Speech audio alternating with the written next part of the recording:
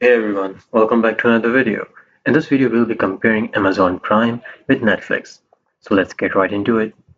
So starting with Amazon Prime. Amazon Prime is basically offers originals like The Boys, Reacher, Lord of the Rings, The Ring of Power, plus free movies with Prime membership.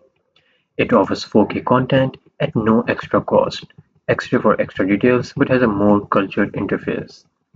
If we talk about the pricing, it offers basically starts at $5.99 per month, but you can start your free trial just to get a review on how this website really works.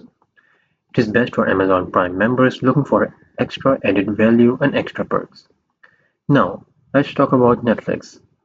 Netflix is known for original shows like Stranger Things, Squid Games, and The Witcher, plus a massive selection of movies and series.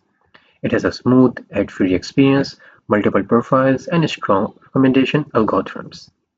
If we talk about pricing, it starts at around $6.99 per month with ads and $15.49 per month for standard ad-free. It is best for binge watchers who loves exclusive original and ad-free content. Now, my final verdict would be choose Netflix if you want the best original shows and a polished streaming experience. And choose Prime Video if you want a solid content library bundled with an Amazon Prime membership.